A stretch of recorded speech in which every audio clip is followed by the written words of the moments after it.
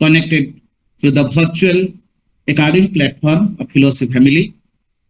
And this is our third year of Philosophy Family. And this is the first webinar at the beginning of third year journey of Philosophy Family. And on this occasion, I extend a hearty welcome to all the students, scholars, and lovers of philosophy of our country and abroad for being connected to Philosophy Family and to cooperate us for strengthening the academic activities of Philosophy Family for the last 2 years. And at the beginning of the third year, we have a very beautiful topic today.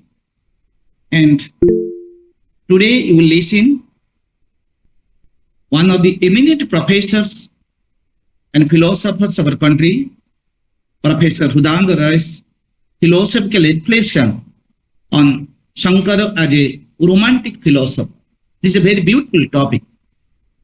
And I think this will quench the academic thirst of many scholars and teachers of philosophy of our country. This lecture will be delivered by Professor Pramod Kumar, the HOD Philosophy, Noyagoda Autonomous College, who has started his academic journey by obtaining gold medals both in UG and PG levels by securing first class first in Utkal University. He has 28 years of teaching experience in different government aided degree colleges of Odisha, who has contributed more than 300 lectures on different forums. As an excellent extempore speaker, he has shown his excellence in delivering the innovative topics from Bhagavad Gita, Indian philosophy, metaphysics, and history of philosophy. He has also a good association with Professor Hudananda Rai. Professor Hudananda Rai was an eminent professor of philosophy, a prolific writer, prolific orator of our country, and he was the recipient of many prestigious awards for his exemplary contribution to Odia literature and to the world of philosophy. He had written so many books that I don't want to explore. Today, we will learn the philosophy of Professor Hudananda Rai. We will know the vision and philosophical reflection of Professor Hudananda Rai through the lecture delivered by Professor Pramod Kumar. And this will quench our academic thirst, our philosophical interest in Indian philosophy, and you can know how Professor Hudananda Rai has studied Sankara as a romantic philosopher. With this, once again, I welcome Professor Pramod Kumar, our speaker, Dr. K. Umnan Rao, our moderator, and all our senior teachers and scholars who are connected on this Sunday webinar. Now, over to Professor Pramod Kumar.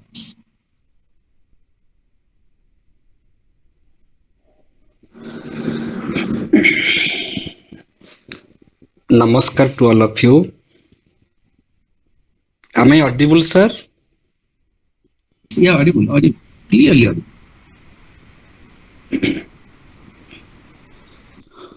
Respected Dr. Rao,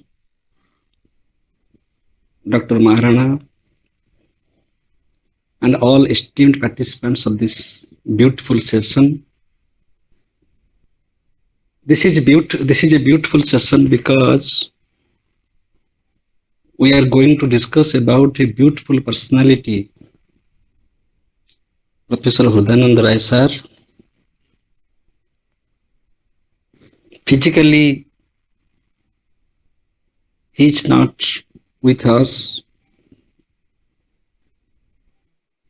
but as a philosopher, as a lover of wisdom, he is immortal.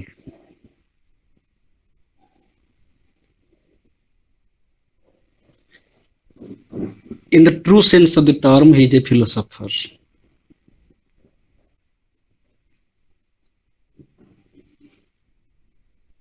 A professor of philosophy may not be a philosopher. There is a hell and heaven difference between a professor of philosophy and a philosopher. Radhakrishnan was both a philosopher and a professor. Similarly, Professor Hudananda Rai was a professor of philosophy, but very importantly, he was a philosopher. Sankaracharya is a philosopher but not a professor. Wittgenstein is a philosopher but not a professor. A philosopher may be a professor, but a professor may not be a philosopher. So by teaching philosophy more than 50 years and studying philosophy more than 50 years,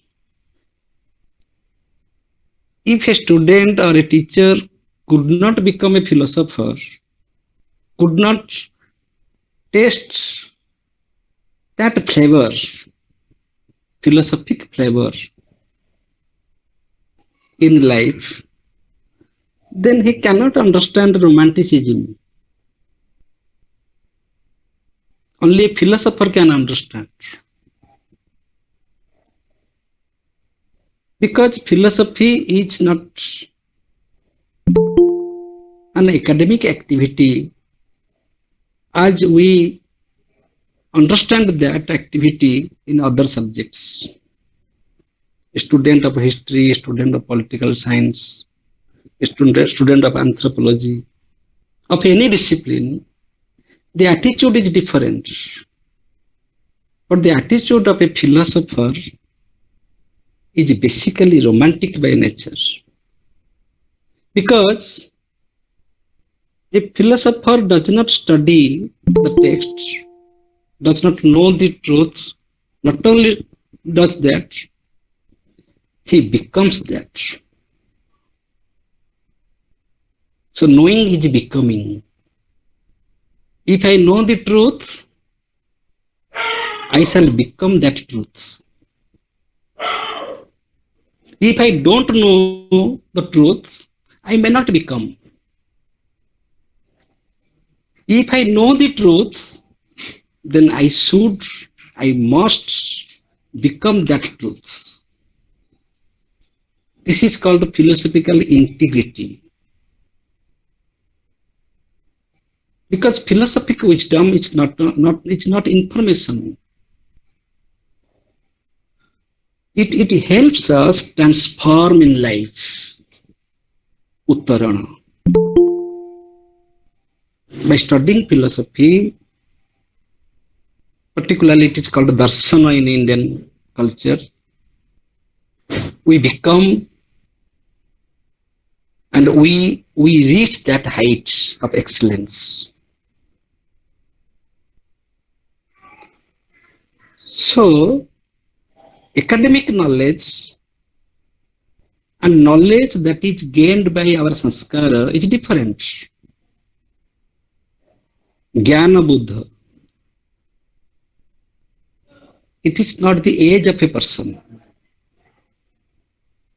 Nachiketa faced the Lord of Death, Jamaraj,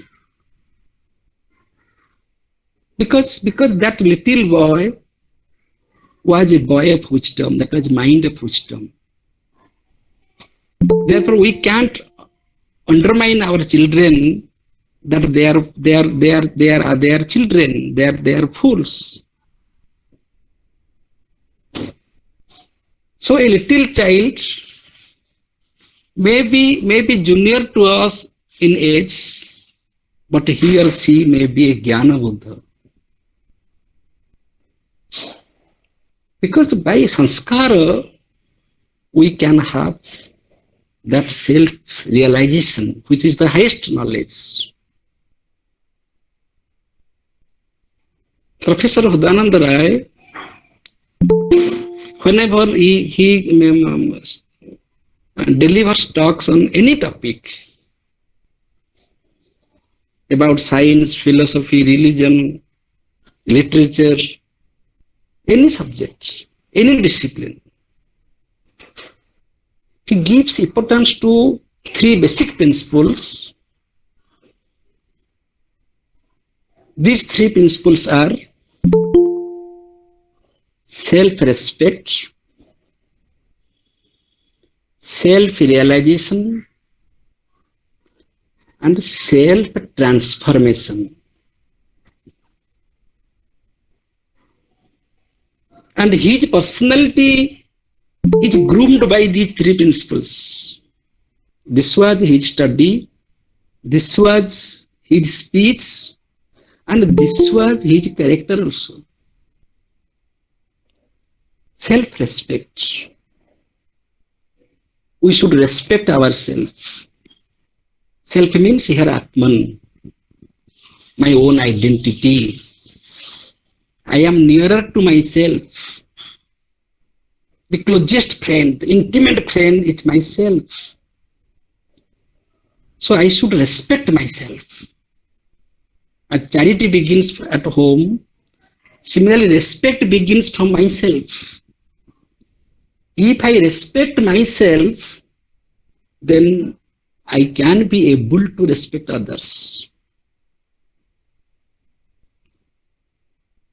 In Odia, we can say it is Swabhiman, though it is not the exact translation of Swabhiman, it's self-respect. Atma Sanmana. Self-respect means Atma Sanmana. Swabhiman means so Abhimana or so Sanmana. In that sense, we can translate. I asked many English professors, what is the English translation of Swabhimana? They told me that it is self-respect. Let us understand, it is self-respect. In Odia, we can say Atma Sanmana, and beautifully we can say that is Swabhiman.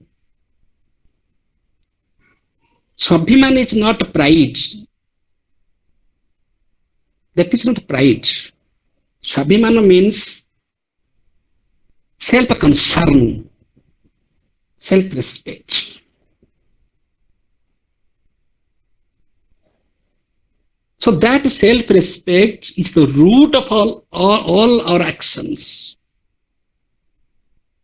How you act, that reflects your sense of self-respect.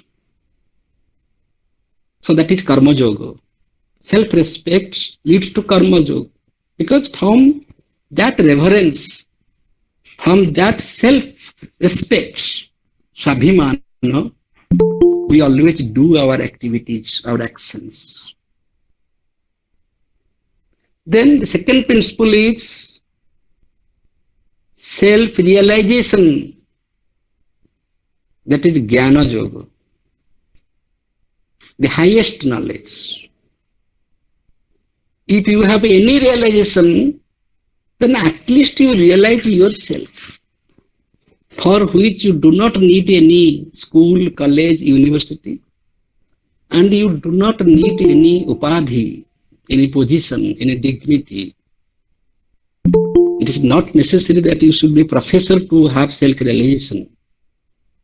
For self-realization, one needs to be a self-realized soul. So that is self-realization is the highest wisdom. This is Jnana Yoga. And when we speak about self-transformation, that means what I am today, I shall be my better version tomorrow. What I was yesterday, I shall ask myself whether I am a better version today or not. If I am going in that direction, then I can claim that I am a man. Otherwise, I am an animal, because they just live for the sake of living. But our living has a purpose, that is transformation. So that is possible through Bhakti Yoga. That is possible through love, compassion, empathy, sacrifice, vairagya, detachment.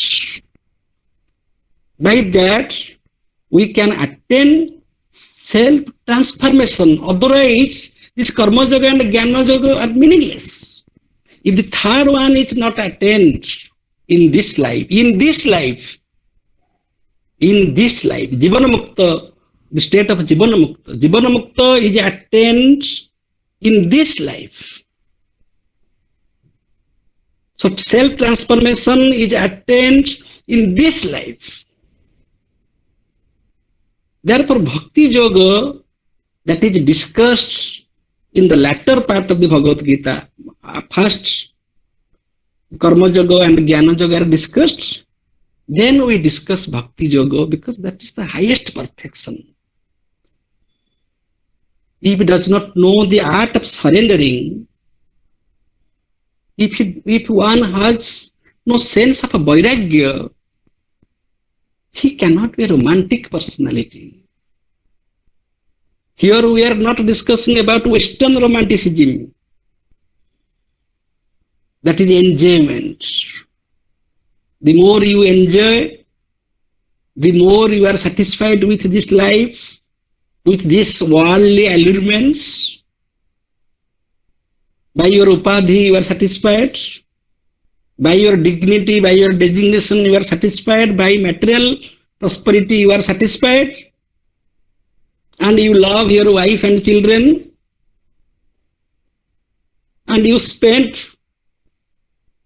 selfishly, sometimes with your family only. That is not romanticism. This type of romanticism may be there in Western land, but Indian romanticism is something different. It is mystic by nature. It has that mystic flavor, and it is very difficult to culture these three principles in our life. Karma, Jnana, Bhakti, Samuchaya, it is said in the Bhagavad Gita. Similarly, in the philosophy of Sankaracharya, these three have been synthesized. Similarly, in the personality of Professor Hudananda Rai, these three principles have been synthesized. Professor Hudananda Rai is such a personality. In his personality, we can have the glimpse of these three basic principles: right knowledge, right action, and right devotion. Sat Jnana, Sat Karma, and Sat Upasana, Bhakti.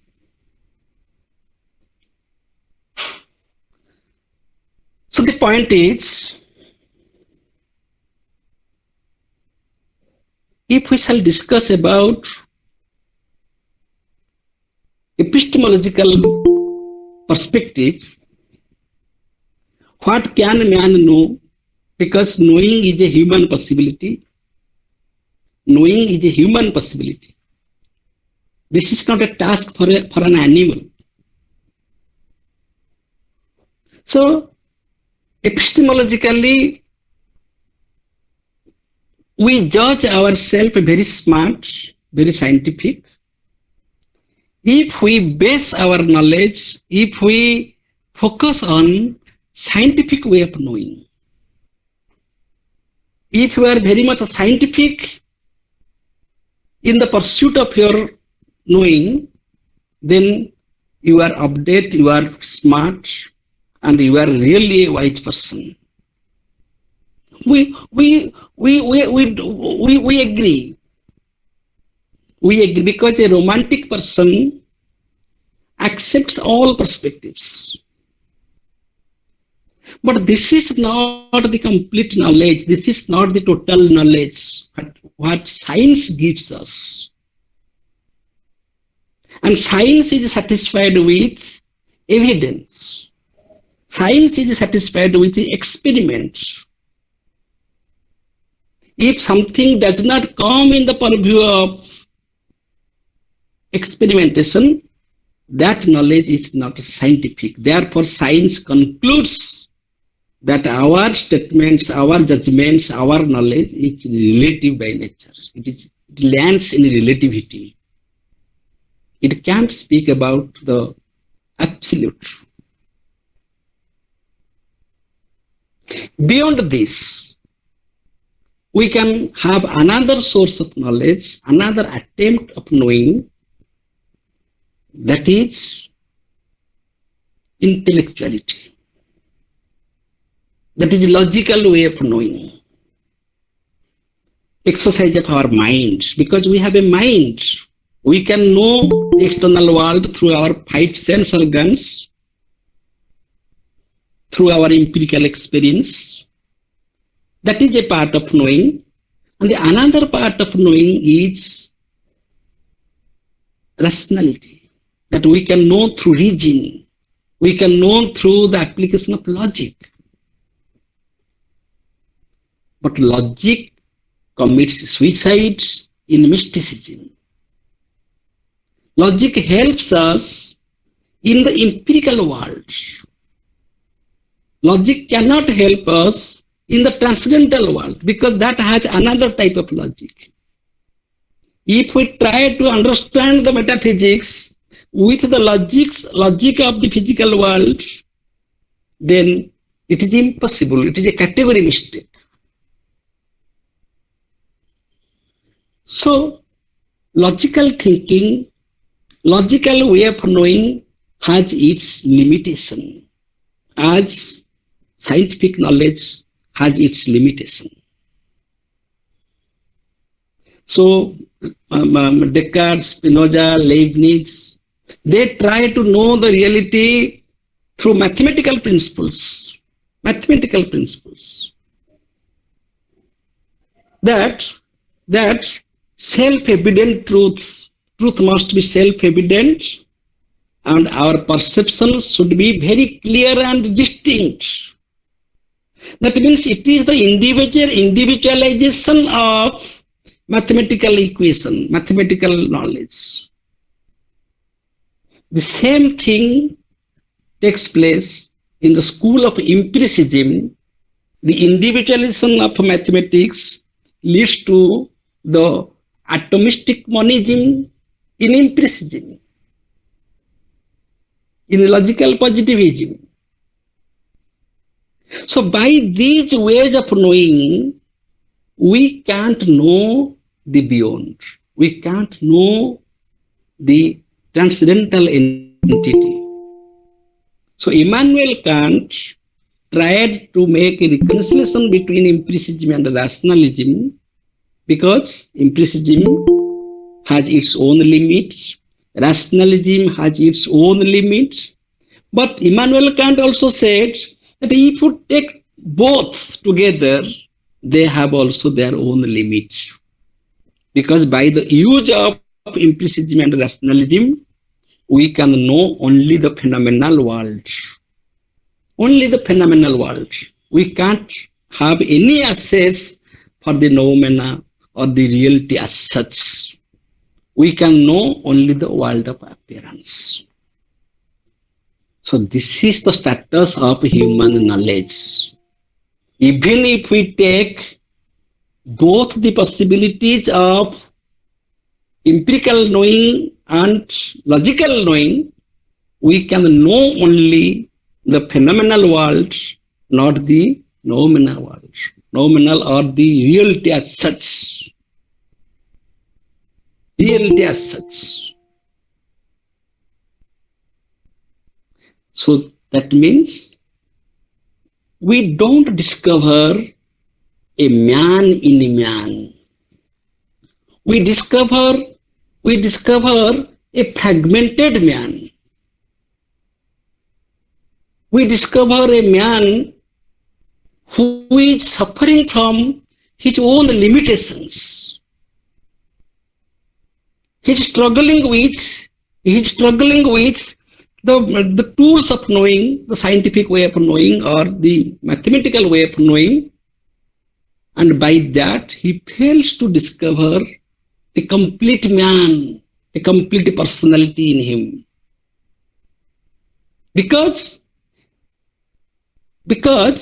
the methodology of knowing the complete personality, the knowing the totality is impossible through these methods. These methods cannot help us knowing that complete personality, Purna Bhaktitva, that totality.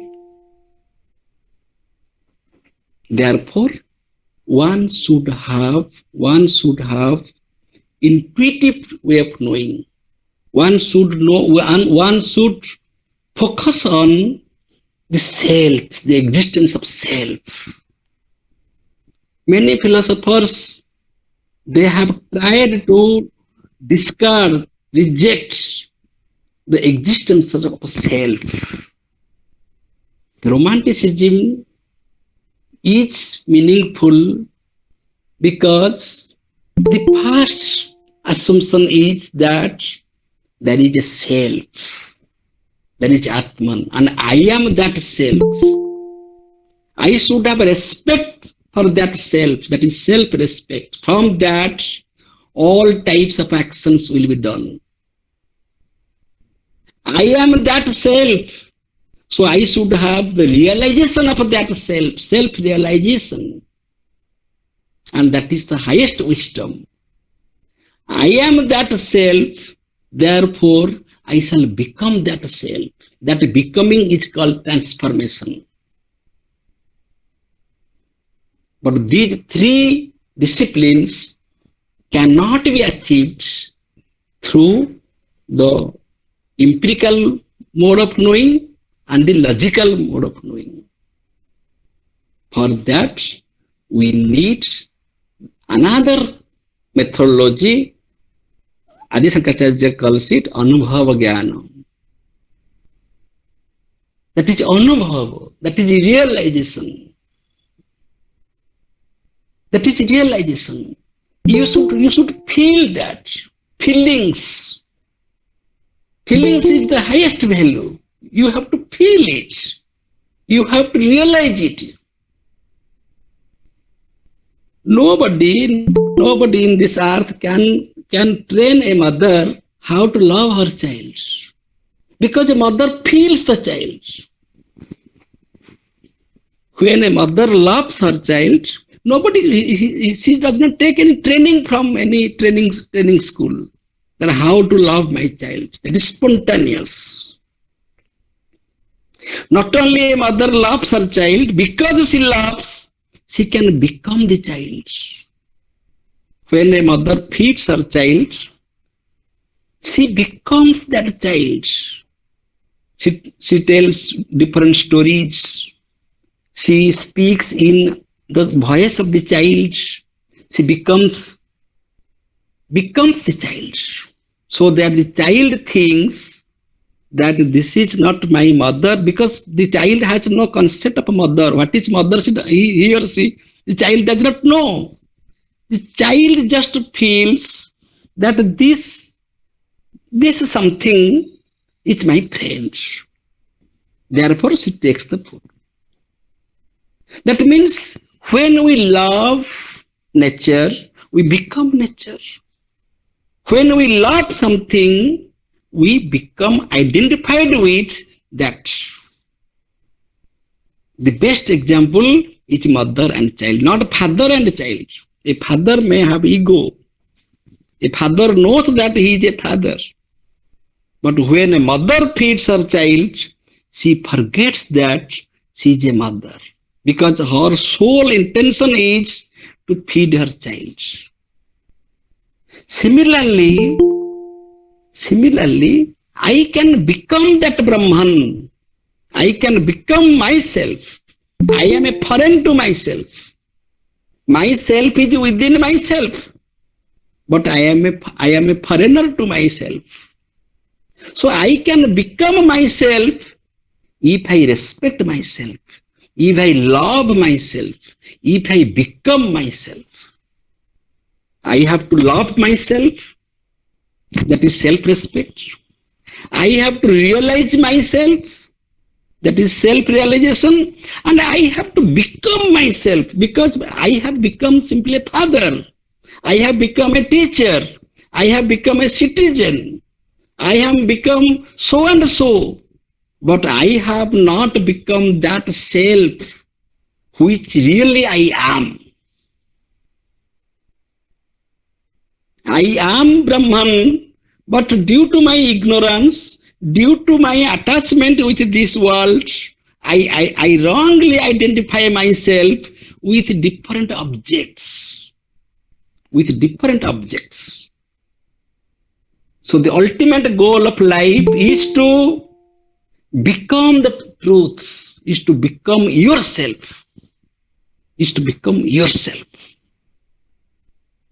Very beautifully, Professor Hudananda Rai says, how it is possible? Because you don't think that you are an agent.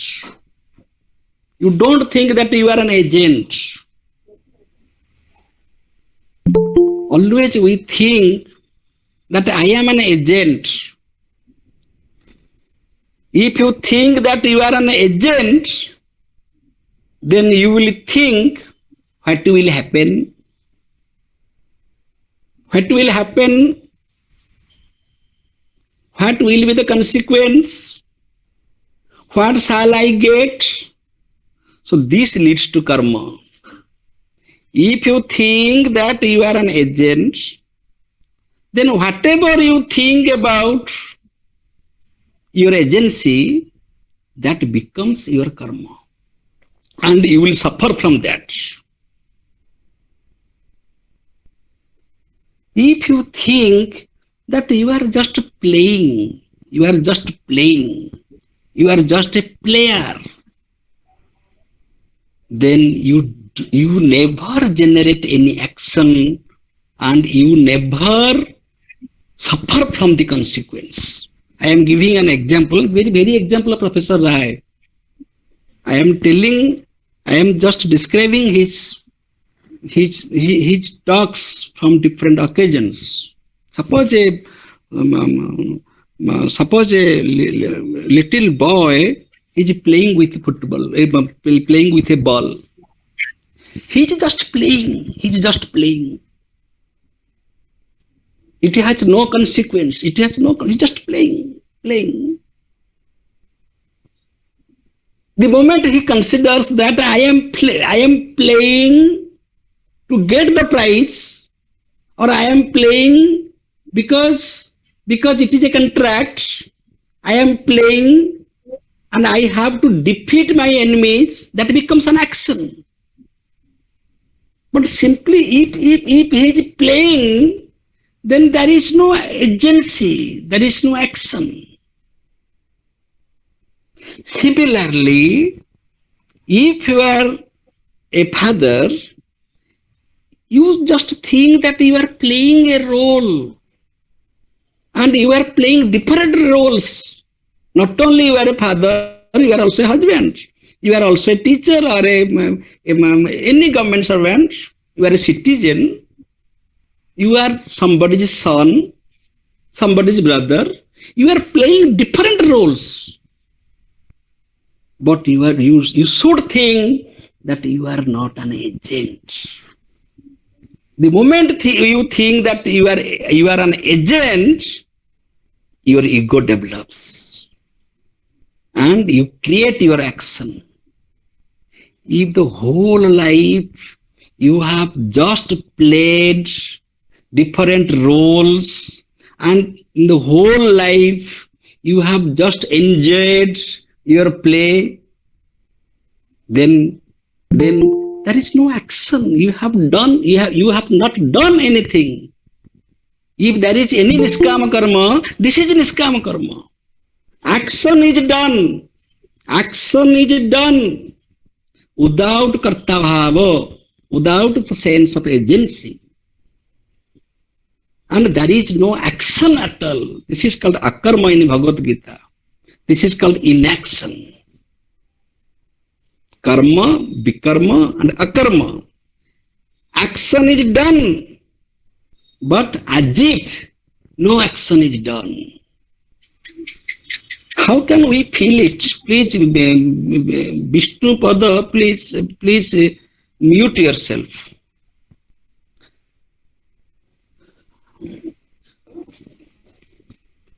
Vishnu पद को mute कर दे लो.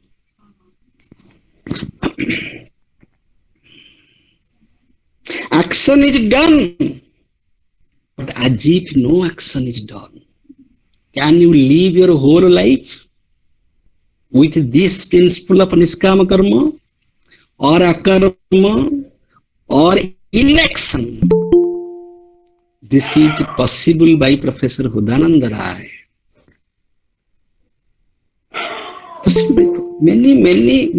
Many students, they claim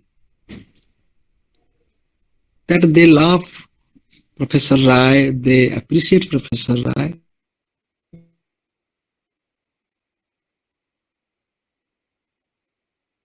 The relation is that 1% I shall become Professor Rai. 1%. In 1%, 99% are left. If at least I can become 1% of a Professor Rai, then my life is worth living. Because whatever is said here, it is said about a character. Romanticism is a character, it is an attitude. It is an attitude. Suppose you are doing an action and you don't have karta bhava, you think that you are not an agent. Is it a small thing? Is it possible for a mundane man? This is only possible by a man having that type of sanskara. Therefore, we define character or a gentle person. Professor Rai defines who is a gentle person, who is a gentleman. Gentleman is he who can be trusted in darkness. Who can be trusted in darkness. That means if you claim that you are a gentleman, you should be a gentleman unconditionally. You are not a gentleman because that is necessary for the society. You are not a gentleman because that is necessary for your personal profile or your personal family. No. You are a gentleman because you should be. You should be. And in darkness means there is no society. There is no society. There is no witness. Nobody is there to witness your gentleness. Nobody is there. That means you uphold dharma. Dharma rakhyati rakhitah. You uphold that dharma. There is no necessity of any witness. So unconditionally, one should be a gentle person. Unconditionally. That means the person is not an agent the person himself is action. Action and a person are not two things. I am giving an example. Suppose you have a servant in your house, and that servant is so gentle and more gentle than your son. It is very difficult because we do partiality. If son stands and a servant stands, emotionally we favor our son. Dogmatically, blindly we love our children. Servant is a servant. But if it is tested that your son is not a gentle person in darkness, but the servant is a gentle person in darkness, then it is proved that he is a saint. He is a saint. Unfortunately, he is serving in your family as a servant. So this is our character. This is our certificate. So self-certificate. What I am in darkness. What I am when nobody is there to witness me. Can anybody, I am giving a very open challenge. Can anybody say that he is a man of character in darkness like Professor Rai? No. No. Therefore he is a philosopher. Therefore he is a romantic personality. That is called romanticism. Vairagya. Vairagya. The person who has the sense of a vairagya, so he can be detached from his own prestige, his own appreciation. People, they may appreciate or they may not appreciate. I should do my dharma. I should become my character because my goal is to become Brahma. My goal is not to become an IAS officer. My goal is not to be appreciated by society. That is not my goal. My goal is to become Brahma. If I am going in that direction, then I am a romantic person. Otherwise, who is a romantic person? Who can enjoy? Who can enjoy? If we enjoy our life, if we enjoy our activities, if we enjoy our wisdom, suppose you get to know something. The moment you knew something, you become extremely happy because that is a romantic flavor that you experience. Eureka, eureka, eureka, eureka, I got. What is that? That is a romantic flavor. I got it. I discovered it. And for that, this material achievements, great scientists commit suicide. People have crores of rupees in their bank account. They can't count. In West Bengal, we saw they can't count the amount of money they have. Everything shall pass away. If an object can make you happy, any object, if you think that any object can make you happy, that object is capable of making you unhappy 10 times more. If your subjective happiness is object oriented, any object can make you happy. That may be son, that may be wife, that may be service, that may be prestige, anything else. Then that object has also the capacity to make you unhappy. So be your own character. Stick to your own character. And you think that you are not an agent. You are a player. You are just playing. and you compare your activities in society and in family with a game. What you do when you play a game, you are just enjoying your game. Game is finished, finished. This is the sense of vairagya. And that person never suffers. He lives a meaningful life and he dies a meaningful death. Meaningful death. As a soldier dies in the battlefield, we regard his death as Sahid. Similarly, when a romantic philosopher dies, his death becomes significant. He dies a very significant death. He becomes immortal.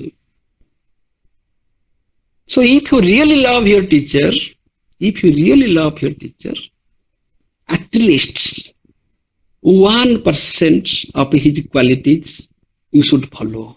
You should follow.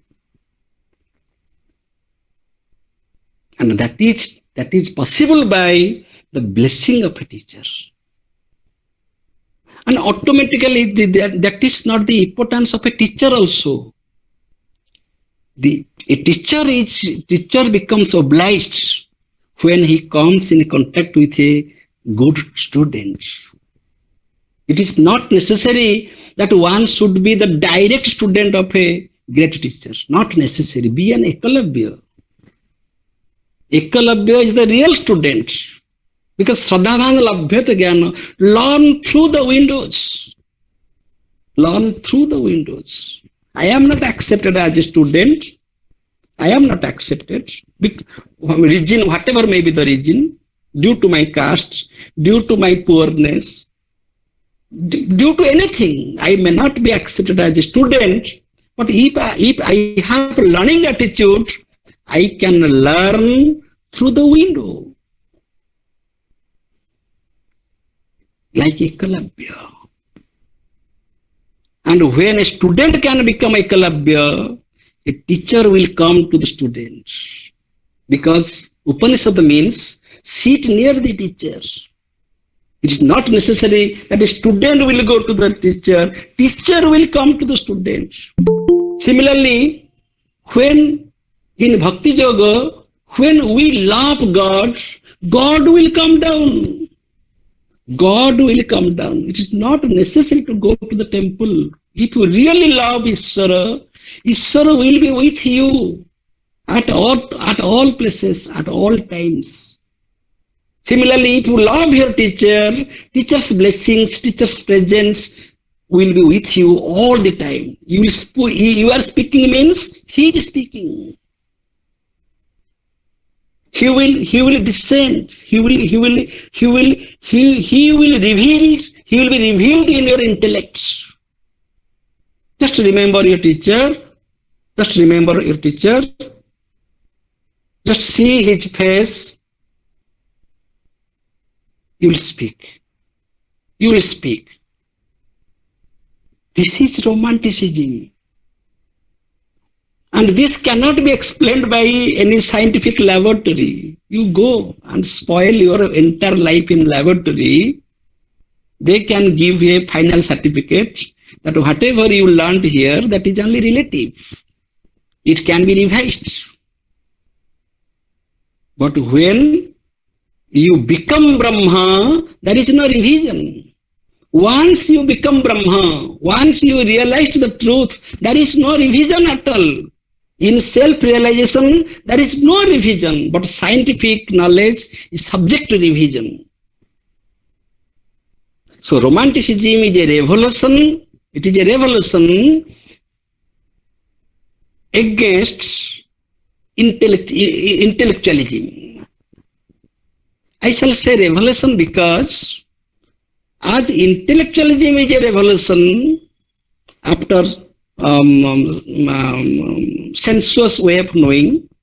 Similarly, when Immanuel Kant failed to know the truth by taking these two instruments, that I took the help of both empiricism and rationalism, still I am unable to know the reality.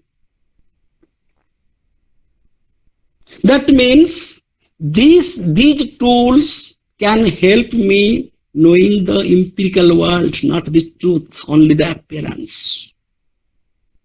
So for the realization of truth, I shall go nowhere. I shall go to myself. Antarmukhi. I shall come to myself. And the gap between I and I, the gap between I and I means jiva, I means ego, and I means that self. I shall reach myself, and there is a long gap, long distance. Whole life may be spent, I can't reach myself. By studying Bhagavata, by studying Bhagavad Gita, by being a member of any religious community, one cannot reach himself. This is only possible by self-respect, self-realization, and self-transformation. I have to become. I have to die to live. I have to die my lower self to become the higher self. And that attitude is the romantic attitude. Because love is romanticism. But this is not love for the appearance, this is the love for the reality. And that reality is myself. Now we shall discuss, is it a new thing? Is it a new thing? Such things are not discussed in history of philosophy. Yes. There is an attempt to reach at the self. Descartes has tried. Descartes doubted everything that can be doubted. And he said that the doubter must be there. So this is an attempt to know the self. Everything can be doubted. But the question is, who is doubting? So the doubter must be there. And that doubter is a thinker. But Descartes is not admitting that this is the absolute self. This is the psychological self. This is not the absolute self. Up to Immanuel Kant, no, even Immanuel Kant has not accepted the absolute self. Immanuel Kant is also speaking about epistemological self. But somewhere or other, we have that assessment to self. Even the implicit philosophers, David Hume is rejecting everything, that there is no substance.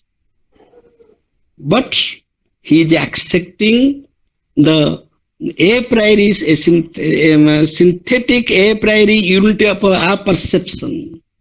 Synthetic a priori unity of our perception. That means the series of sensations may be changing, may be fragmented, but there is a self. There is a self. That may be psychological self or the epistemological self. Because of that self, this we can understand this continuity. Synthetic unity of our perception. So, if we complete negation, it's skepticism. If you negate everything, then nothing remains there. So complete negation is nonsense. Complete negation has no sense. Everything is negated means there is something who is negating, who is witnessing all negations. We can't say everything is negated. Who is saying everything is negated?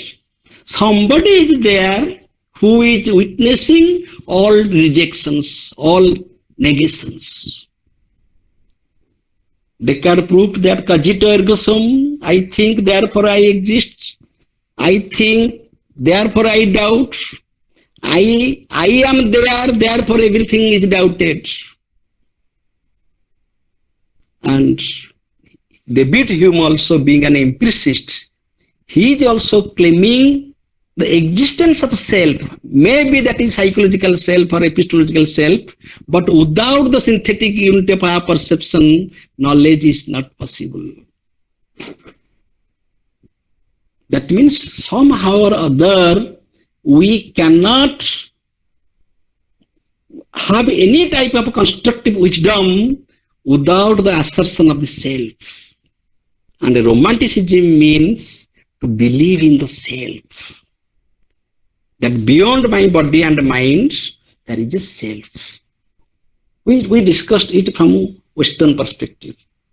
If we shall discuss it in the Vedanta, perspective of Vedanta, we have three states of consciousness. Three states. The waking state, the dream state, and the dreamless sleep state. Three states of consciousness. We experience three states of consciousness.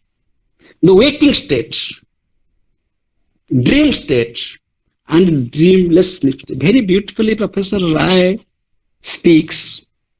Very beautifully, and whenever he speaks, he really enjoys. He says, three things are there. Everything, something, and nothing. Everything is true. Something is true. And nothing is also true. Anybody who can understand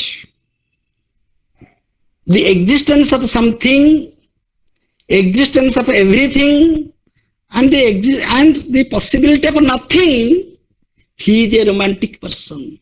Because the romantic person means who has the sense of a vairagya. He is not identified with everything. He is not identified with something. And he is also not identified with nothing. Everything means the waking state. In the waking state, when suppose I am sleeping, so I have nothing. If I am waking, at that waking state, I have everything. I become a father, I become a son, I become a teacher, I remember my bank account, I remember my home address, I have all relations. So I have everything when I am in the waking state. So everything is real. We have to accept that. We have to accept that everything is real. Because I am in the waking state. That is the Vyavaharika Satta. That is the practical aspect of life. But when I am dreaming, in the dream state, I dream only something. Some favorable vasana, some favorable thoughts, feelings, they are reflected in my dream. So in dream state, I have very selective something. I don't have everything. I have something.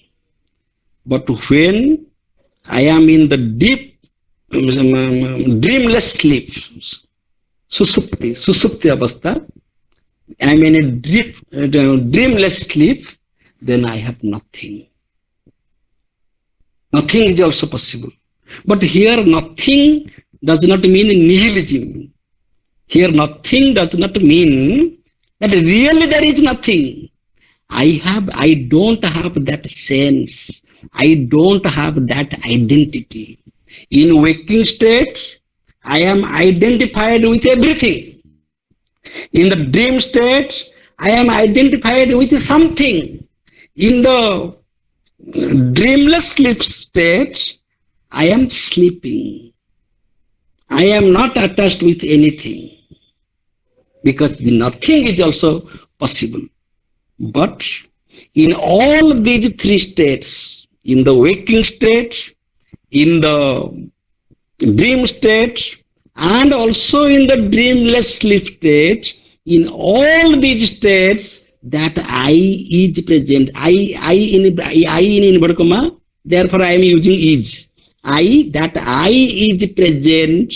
That means the pure consciousness is present in my waking state. Therefore, I am saying that I am waking. That pure consciousness is present in my dream state. Therefore, I am claiming that I am dreaming. In the dreamless sleep state, though I don't claim that I am in the dreamless sleep state, but I claim after waking that I had such a sound sleep that I know nothing. The moment I say I know nothing, I knew nothing, that is also that I, who is claiming that I knew nothing. So in that state of dreamless sleep state, there is pure consciousness. So these are the different modifications of consciousness. In Vedanta it is discussed. Waking state, dream state, and dreamless sleep state. There is a variation, there is a change, there is a degree of consciousness. But Turiya means the higher, the pure consciousness that is present in these three states. When Professor Rai explains this before the audience, his body language something different. He explains this way. So this one is Turiya, that is the connective thread, and these three, waking, dream, and dreamless sleep, they are on that thread.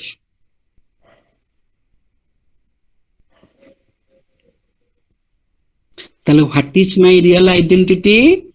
I am that Turiya. I am that pure consciousness. But I discover myself in either in waking state, and when I discover myself in the waking state, I have a particular type of emotion. I have a particular type of, that is not romanticism. When I am in the waking state, I forget my own identity with my proximity with the pure self. That means that is not romanticism. That is the anti-romanticism. That means that is moho. That is infatuation. Romanticism is not infatuation. In the waking state, I have a particular type of emotion. In the dream state, I have a different type of emotion, and in the dreamless sleep state, I have a different type of emotion. But when I realize myself that I am that pure consciousness. I am that pure consciousness. That is the state of Ananda. That is the state of Ananda, bliss. Satchid Ananda. That is the existence. That is the consciousness. And that is value. That is bliss or Ananda. So the clear-cut distinction between existence and value. Existence and value. Existential philosophers, they claim that existence is very, very important. Your existence is very, very, very important. Existence leads to your value. As you exist, so you create your value. Essentialist philosophers claim your value leads to existence. The way you live your life, that determines your existence. But Vedanta says existence and value go hand in hand. Sat Chit Ananda. Existence and value, they go hand in hand. Your existence is your essence. Your essence is your existence. You cannot separate it. If you separate your essence from your existence, then naturally you will land in frustration and despair. And that is the consequence of existentialism. Don't separate essence from your existence. And don't separate existence from your essence. If you separate your existence from your essence, then you are a hypocrite. Then you are not a karma yogi. If you separate the essence from your existence, then you are not a Jnana Yogi. If you synthesize the existence and essence, or existence and value, you are a romantic person. And very beautifully, Professor Rai makes a distinction between culture and civilization. That whatever you have, that is civilization, but what you are is your culture. Whatever you have, even your wisdom, even your knowledge, your material prosperity, your name and fame, buildings, motorcycle, car, costly cars, whatever you have, your education, that is your civilization. Whatever you have, that shall pass away. But culture is what you are. What you are. Are you a man? Are you Mr. Das? Are you somebody's husband? Are you somebody's son? Or you are Brahman? You are that Brahman, that self. Therefore, we have different types of people. Therefore, there are many minds, many thoughts. Many minds, many thoughts. That means, as your mind, so is your personality. Your mind determines your existence. Your mind determines your character. So why Vivekananda is a great person, great personality, Mahapurusha? Why Sri Aurobindo is a great seer? They had also minds, but their mind is something different. Different means highly transformed. So that is the goal of life. That does not mean this world is meaningless. Brahma Satya Jagat Mithya. Here Jagat is not really Mithya. There is no second entity to Brahman. So there is no Jagat at all. Everything is Brahman. Everything is Brahman. Brahma, Satya, Jagat, Mithya. Mithya does not mean that Jagat is false. Here, Jagat Mithya means Brahman is not this Jagat, or Brahman is the totality, but there is no difference between Brahman and Jagat. Brahman is not this Jagat means you should not restrict Brahman to this Jagat only, or you should not separate Brahman from this Jagat. If you think that this Jagat is true as a Jagat, then that Jagat is Mithya. But so far as your waking state is concerned, so far is your Vyavaharika Satta is concerned, the Jagat is very much real. Similarly, your dream is real when you are dreaming. Similarly, your Susupti is real when you are sleeping a dreamless sleep. Similarly, your Turiya is real always. All the time you are Turiya. You are that real state. If that Turiya, that pure consciousness is the highest truth, then all other modifications are false from that standpoint.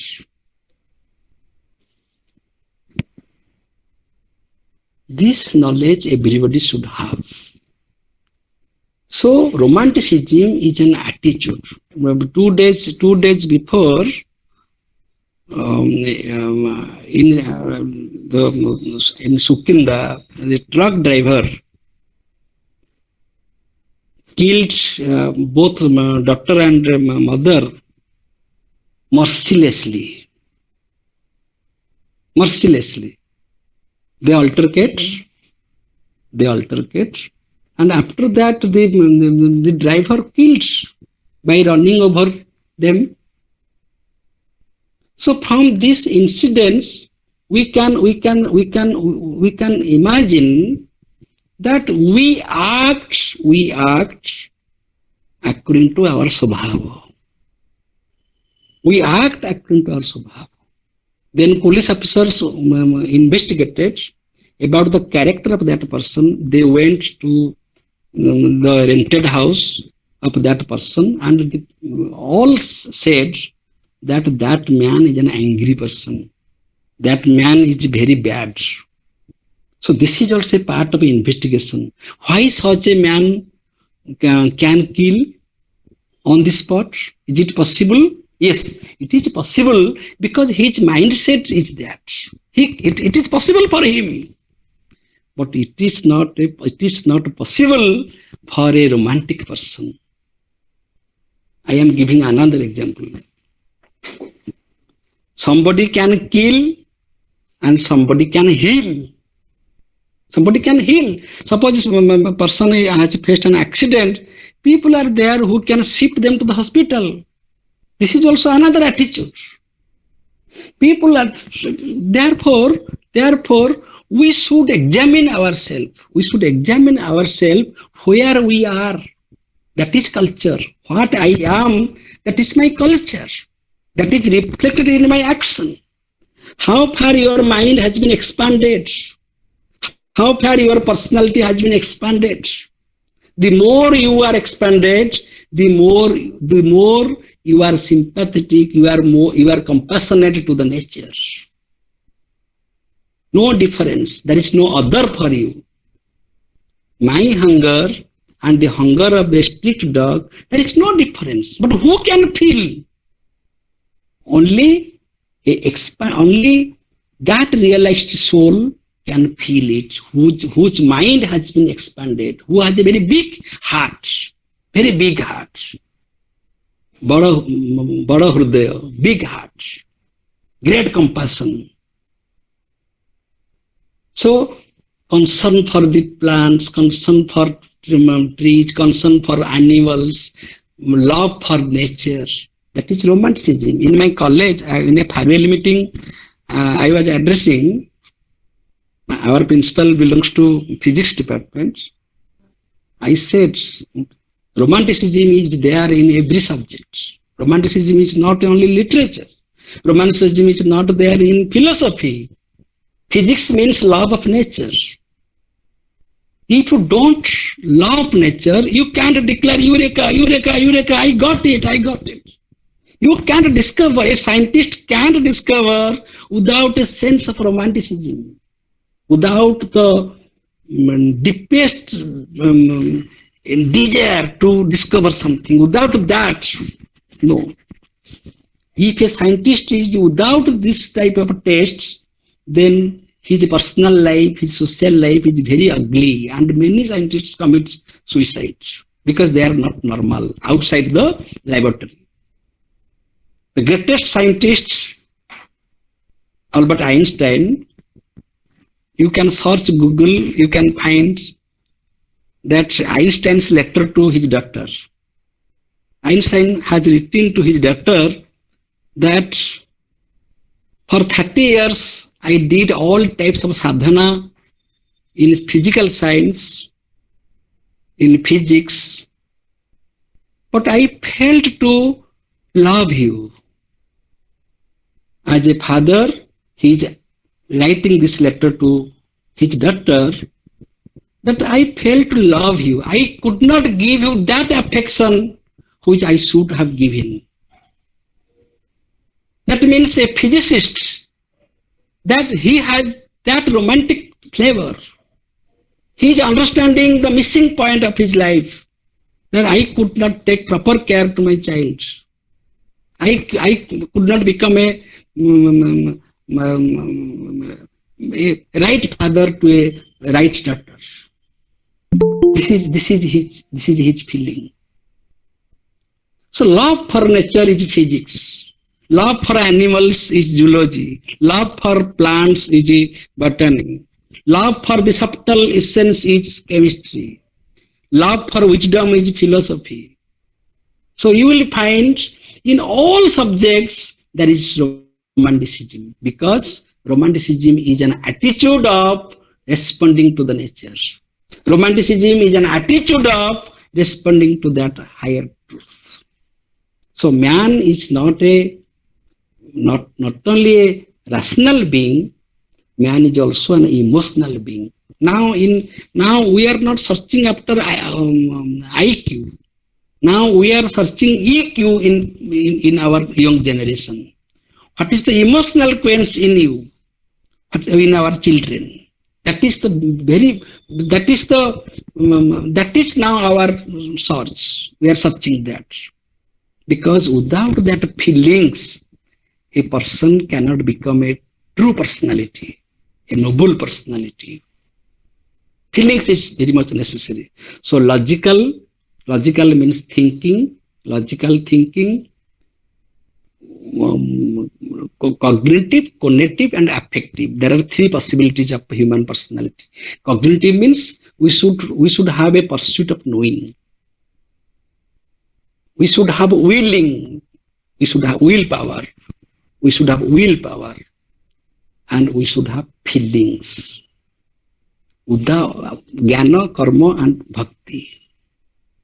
If any one of these three disciplines lacks, then we cannot become a Purna Bhyaktitva. Many things are there. This is the book, Professor Dananda Ray's book, Sankara as a romantic philosopher. I take this opportunity to deliver on this topic. It is not possible to complete this, to review this entire book in the time of 1 hour. But I am happy that because I took this assignment, in that name, I could read this book 3 times. Because I took this opportunity. This is an opportunity. Because this is an assignment, so I could go through this book 3 times. One thing I shall say, many things are there to say, subjective self, objective self, and absolute self. When we are speaking about romanticism, we are making a synthesis of subjective self, objective self, and absolute self. Up to Immanuel Kant, we were discussing about subjective self. After Immanuel Kant, Hegel made a synthesis between subjective self, objective self, and absolute self. Subjective self means I, the knower. Objective self means the known. Whatever we known means this dog, this cat, this elephant, this plant. This is the world, the counterpart of my knowing subject. That is the objective self. But science will say that is not the objective self, that is atomic. But romantic philosopher will say, because there is no second entity, because there is no second entity to myself, so the objective entity is also objective self. Nothing can be without a self. So the knower is the self. The known is the self. Known means the world, that is the objective self. And this dichotomy is also not there. This dualism is also not there. The knower, the subjective self, and the objective self, they are merged in the absolute self. They are merged in the pure consciousness. As I told, that the waking state, dream state, and the dreamless sleep state, all these states are merged in the Turiya state, the pure consciousness. In our practical life, we can understand, so far as we are not slept in night, we are not going to bed to sleep, we are playing different roles. But when we are asleep, we are nobody. When we are awaking, we are everybody. So the gap between everybody and nobody can be bridged by self-realization.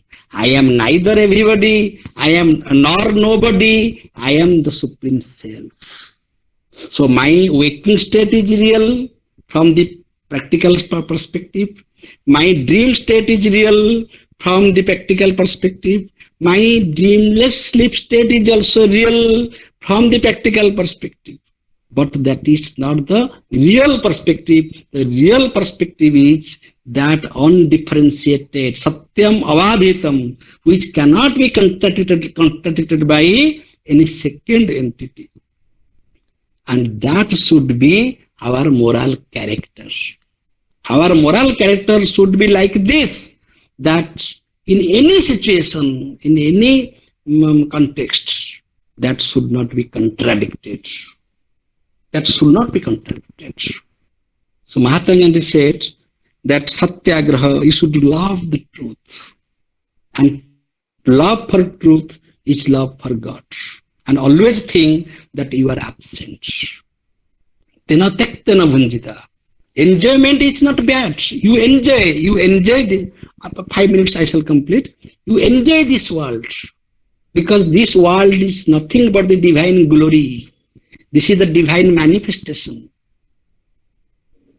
So if you love Isa, Isavassedam Sarvam, if you love Isa, and if you love the manifestation of the glory of Isa, then you can see that Isa, that divinity in everything. So nobody is the other. So there is no chance of violence. There is no chance of animosity. Lord Krishna explained Arjuna in the battlefield that because of your ignorance, you see your father, you see your grandfather, you see your brothers. Such visions may come to an ignorant person. But you are Mr. Arjuna. You are so wise person. You are my disciple. I am your guru. I am standing, I am supporting you. You should have the universal vision. If you fail to have, then see. Then he showed the Vishwarupa Darsana. Vishwarupa Darsana is the totality. You see the totality. So in our practical life also, we can have this knowledge. So when we are discussing about the Jaina system, there all perspectives are accepted. Drishtivhangi. Perspective means Drishtivhangi. All the perspectives are accepted according to Jainas. When we discuss Buddhism, there are no perspectives are accepted. All perspectives are rejected. Sunya. That is Sunyata. In Jaina system, all the perspectives are accepted. Sadvada. Yes, this is accepted, that is accepted, that is accepted. In Buddhism, Madhyamika school, all the perspectives are rejected. It is void, it is Sunya. Vedanta philosophy is a romantic philosophy because it accepts all perspectives from the Vyavaharika Satta, and it rejects all the perspectives from the Paramarthika Satta. So he is a romantic person who can understand these two perspectives. If you are in the empirical world, if you have empirical experience, if you are playing, you are not doing, you are playing different roles without the sense of agency, you don't have any karta bhava, then you enjoy your action. And you can understand these two perspectives. All the perspectives are correct, true, from the Vyavaharika Satta. So Jagat is Satya from the Vyavaharika Satya. Jagat is only Mithya from the Paramarthika Satta. Naturally, when we were a child, we are playing with ball, and that ball was very precious for us. If somebody takes it away from us, we were crying. But when we become grown up, we understand, oh, that was a doll. I was crying for that. So we feel, we ridicule ourselves when we become more knowledgeable, that is called self-transformation. Self-transformation means you will go to such a height where you can see the greater reality. You can see your own limitation. So knowing your limitation is the true wisdom. So every day is a day of transformation. Every day we are knowingly or unknowingly, we are marching towards that totality. That totality. By saying one sentence, I shall conclude that when we are discussing about romanticism, we have no complaint against materialism. We don't have any complaint about rationalism and intellectualism. Choice is yours. If you are satisfied with materialism, live your life. If you are satisfied with intellectualism, live with your logic. If you are satisfied with rationalism, do your logic and use your rationality. But if you really want to be a romantic person, then go beyond. Go beyond. Going beyond is the art of living. Go beyond. That is the sense of Vairagya. And that was Professor Hudananda Rai. I shall speak only one sentence about Professor Rai, that everybody loves him. Everybody claims that he or she is very nearer to Professor Rai. But Professor Rai is such a personality who was searching the flash of wisdom and the flash of truth in students, irrespective of the position and the position of the students. The student may not be a professor of the university, and the student may not be rich, may not be accepted by higher qualification. But if he or she has Upanishadic wisdom, if he has understood Upanishadic wisdom, if he or she has self-transformation, Professor Rai loves him or her. This is her secret. Nobody can claim that because I am his doctor, therefore I am so close. For a romantic person, nobody is close and nobody is far. A romantic person always discovers the quality, the wisdom and the truth that may not be available with this person, and that may be available in a remote person. Tad dure tad antike. So that is the search for wisdom. So a teacher searches that in a student, and wherever it is found, the student is accepted. And that is Guru Parampara. That is the real relation between a teacher and student. There are many things to say. In another occasion we shall discuss. Thank you.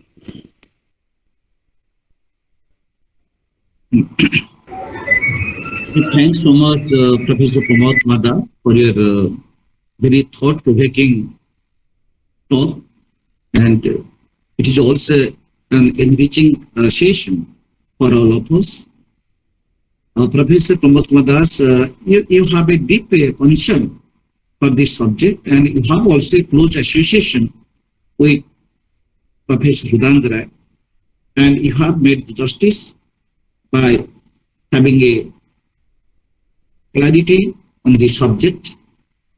And at first, you made it clear that Indian romanticism is a mystic in nature, where one can find Karma Yoga, Jnana Yoga, and Bhakti Yoga. That is called Karma Jnana Bhakti Samucha. In the views of Professor Hudananda Rai, it is self-respect, self-relation, and self-transformation. the right action, the right knowledge, and the right vasana that you have reflected upon. And to give a clarity on the romanticism, he was said that it is a man of vairagya, is a man of romanticism.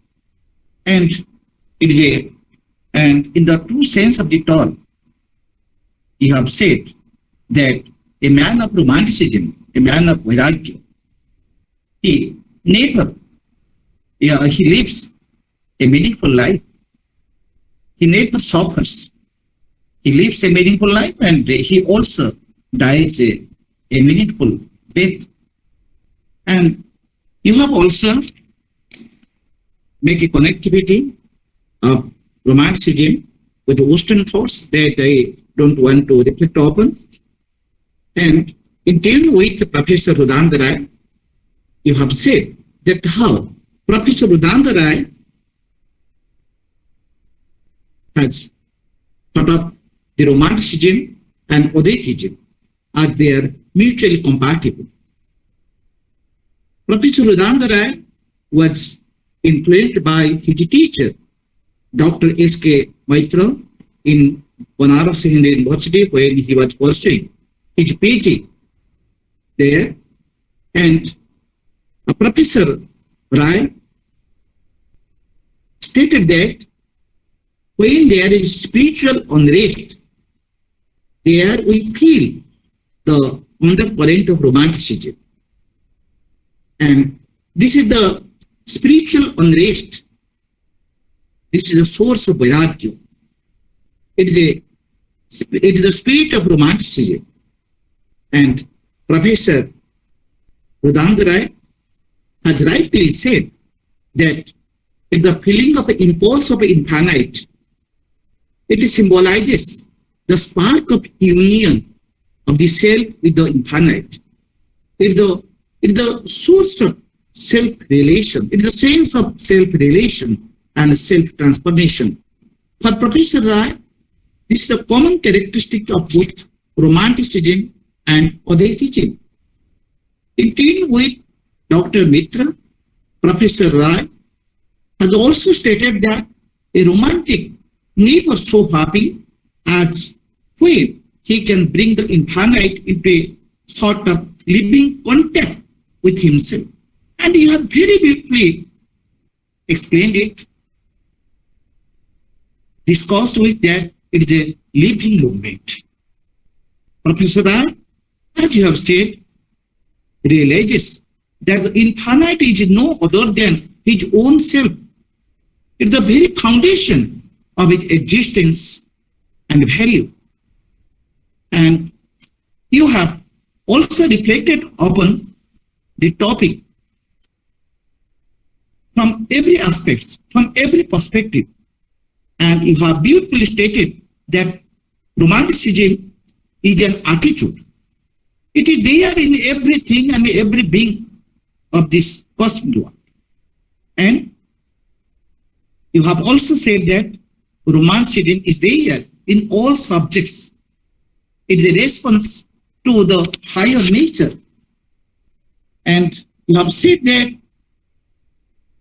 the subject self and the object self, they are most or identified in the state of Turiya. And this is the source of vairagya. This is the sense of romanticism. You said how nobody is other, nobody in it, nobody is the other. And it is also realized in a practical life.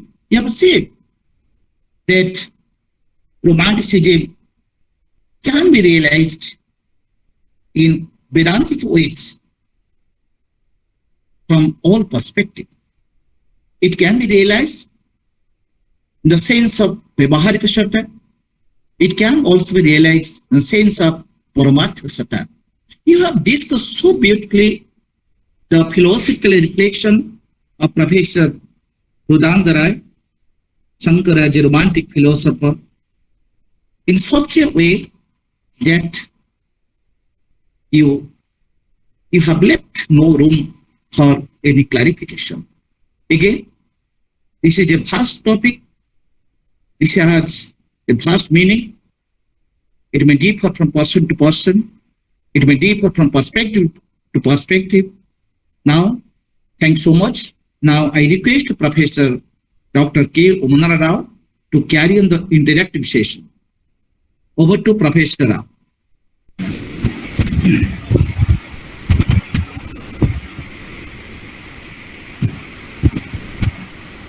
Namaskar and good evening, everybody. Thank you, Dr. to define who is a philosopher and who is a romantic philosopher. So, I'm not discussing this. I can have my views on this during the course of the interaction. I request the participants to focus on why and how is it justified to call Sankara as a romantic philosopher. So from various perspectives, we should try to look into this concept. So we have with us Professor Avinash Srivastav, sir. He's I could see him on the screen. Well, welcome, sir. Have your observations, comments, and say suggestions, so that we can start up the discussion. Welcome, sir.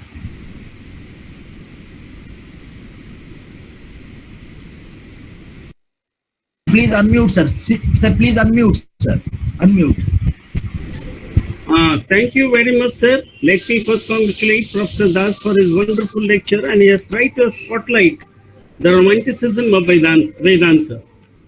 Normally, there is some problem there, because all the time when he was quoting Brahma Satyam Jaganamithya, the verse is not the full. Shankaracharya says, Shlokardhena praduktami pradukta shastrakotivi Brahma Satyam Jaganamithya Jivo Brahmavanapara.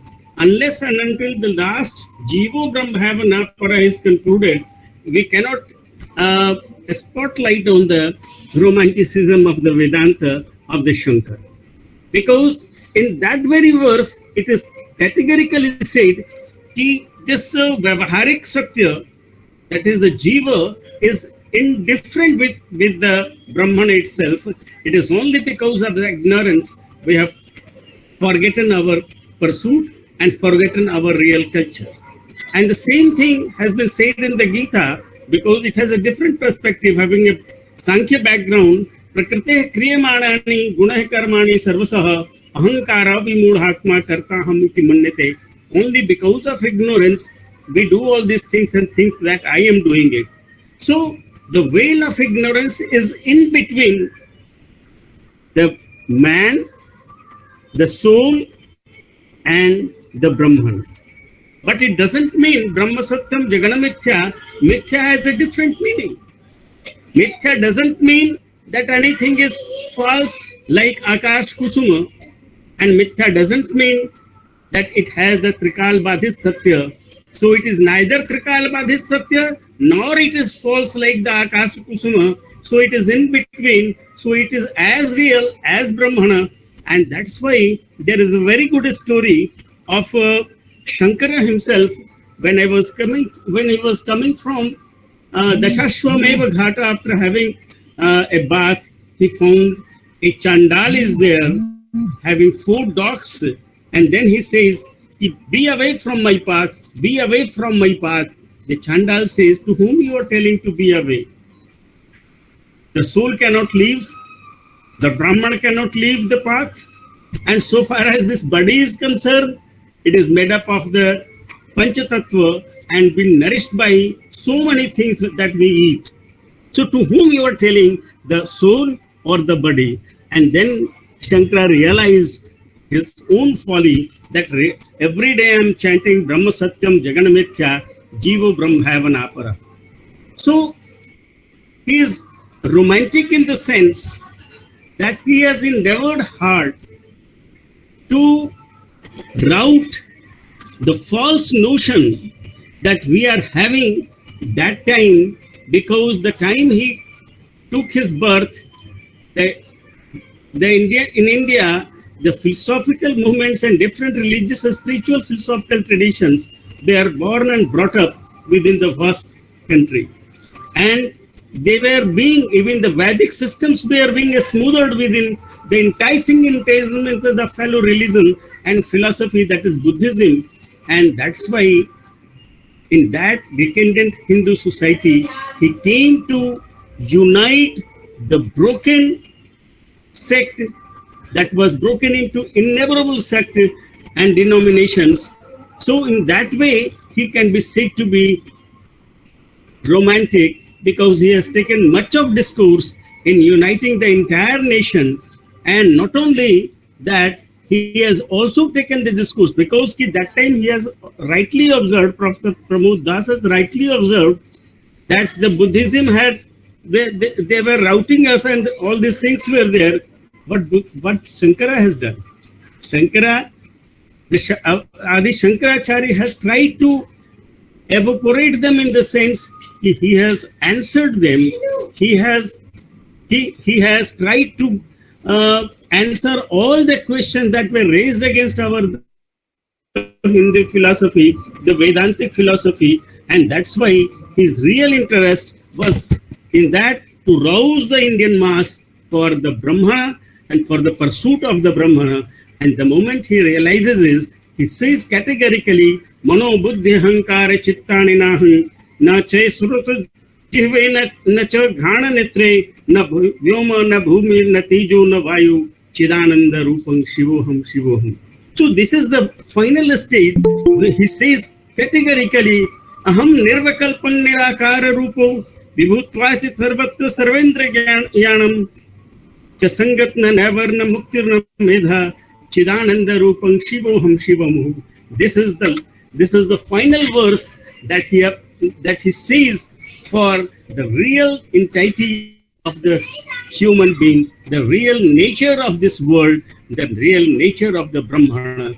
Whatever things we have adopted, those are not real, because they are mithya, but they are not unreal. They are not unreal like Akash Kusuma, but they are real, that they are Trikala Badhit. But at the same time, he says, Jivo Brahmavana Paraha. It means this Jiv is not different from the Brahmana. It is very much Brahmana, and that's why the two types of layers has been created, Paramarthik Satya and Vyavaharik Satya. You have delivered a very nice lecture, sir, and tried to spotlight all the aspects. It can be, I can also speak on the same line for few more time, but I too have some sort of time. But I again congratulate you for an eye-opening lecture, for a wonderful lecture, sir. Thank you very much. Yes, Professor Das. Yes, Professor Srivastavaji said what I had said. He did not say anything new. Anyway, my focus on this lecture was Professor Hudananda Rai. I am saying that Vedanta is a romantic philosophy, or Advaita Vedanta is or Sankaracharya is a romantic philosopher. My submission is Professor Hudananda Rai is a romantic philosopher. And who is Professor Hudananda Rai? Self. Hudananda Rai is saying that I am that self, that Jiva. Professor Rai is speaking, I am Jiva. And that Jiva, the real identity of that Jiva is Brahman. So Professor Rai has this ability of thinking. Therefore, he has written this book. It is a new concept. This type of interpretation is a new interpretation. So, when we are discussing about Professor Rai, we are discussing about a common man also. That a common man means every man. Every man has that possibility to have self-respect, self-realization, and self-transformation. And anybody who, even he may be a farmer, you go to village and observe the attitude of a farmer. He is so happy in his cottage. But somebody may suffer from different types of agony in a big building. So the person who has self-respect that I am a farmer, I am satisfied, santushta, and I have self-realization. I know who am I. I am not a professor of a university. I am a farmer, but I know I am that Brahman. And I know that I am becoming something. Professor Hudananda Rai is like this type of personality, and he has paved the way, the direction for each and every person to be romantic in the true sense of the term. Here I shall give an example of Lord Krishna. Lord Krishna had thousands of gopis. So I shall say Lord Krishna is really a romantic person, but the interpretation may go in the wrong way, that anybody who has more wives or more gopis, he is a romantic person. No. Lord Krishna is really qualified to be romantic because he was detached from each and every gopi.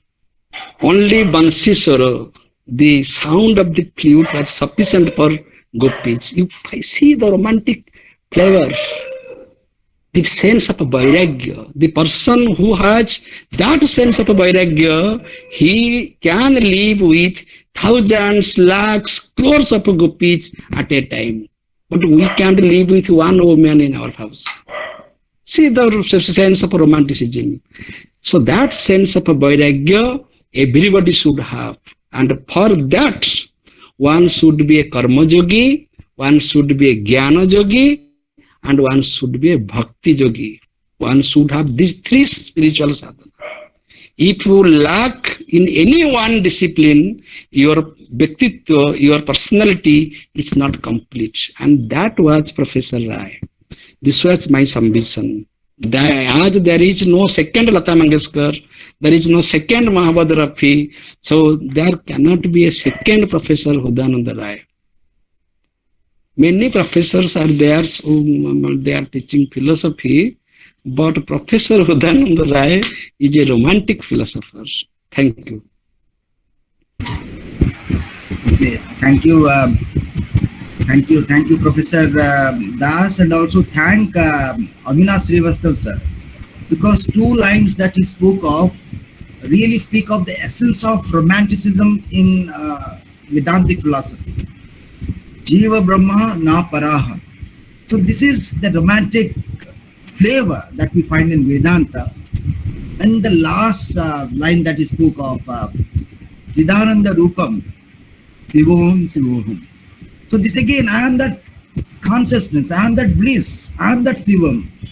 So also others. So that, and these two things, Jivam Brahma, Jivo Brahma, na paraha, and feeling that pure consciousness. So that defines the romanticism in Vedanta, and that defines Sankara as a romantic philosopher. So taking the side of now Professor Das, who Oh, sir, 1 minute. I shall just I forgot one thing, so I shall add. okay. Not only Jiva Brahmeva na paraha, not only Jagat Brahma also na paraha. If we speak of Advaitavada, there is no Jagat at all. Everything is Brahman. Isavasyam idam sarvam. Jat kinchit. Anything, whatever you see, even the atom, that is also Brahma. So not only Jiva Brahmeva na paraha, Jagat Brahma also na paraha. For whom there is a Jagat, for whom there is modification, for whom there is different place, those who are ignorant. So take the play as a play. Therefore, Professor Rai says that don't think that you are an agent. Mahatma Gandhi also says, always think that you are absent. Very great sentence. Mahatma Gandhi says, always you think that you are absent. You see your death. You see your dead body. You see your absence in your presence. Then you can understand the romantic flavor of unification. That I am identified with Brahman means I am identified with this Jagat with a divine consciousness. That this plant is also Brahma, this dog is Brahma, this wounded dog is Brahma, this wounded dog which is smelling very bad, that is also Brahma. But we fail to discriminate this. It is very easy to say Jiva Brahmeva na parha. It is very difficult to say that Jiva Jagat is also na parha. Very difficult because we have moho, because we have taste and distaste, likes and dislikes. So we have to go beyond that. When we have that sense of identity, then there is no Jagat also. Therefore, Sankara just said, from the Paramarthika Satta, when you land there, Jagat is Mithya. But don't interpret Jagat as Mithya when you are really in Jagat. You are going by bus, take the bus as the bus. You are going by train, follow the train rules. You are going by plane, follow the plane rules. You can say a plane is false, train is false, bus. No, that Jagat is very much real. And your acceptance of that reality is also a part of romanticism. Otherwise, you are not a practical person. So, therefore, Professor Rai is interpreting that you just play the game and enjoy it. Thank you. Yeah. That's why, sir, I have narrated the story of the Chandala and the conversation of Chandala and the Shankaracharya. And second story I tell you, when Shankaracharya was going with his Shishyas, what happened? A mad elephant out of sudden appeared and started chasing them. He said, run away from the place. He said, sir, you always teach us that Brahma Satyam Jagana Mithya, so he is also Brahman, and why should I be afraid of him? Then he said, it is again, we know, you know, but he does not know. And second thing, our running away from this place is again the play of the Maya and the Mithya. And so long we are here, we will have to follow the law of the land. So this is, you are right, you are very right, sir, in that. Thank you, Professor Srivastav. Well, so again defines, so reaching to that height, to have to descend down again, to come back to the world and say it is again real, because we have got to live in this world. The distinction between the Jagat and the Jiva. So the distinction is there. So a liberated man, okay, so he's one who can move to the unmanifest and also descend down to the manifest. So he can see both the possibilities, the possibility of the unmanifest and the possibility of the manifest. So he has to take both the sides. So it's only then he can see oneness in all. So a truly a romantic philosopher is he who can elevate to that height of transcendence and also can descend down to this empirical world to find the reality in the empirical world.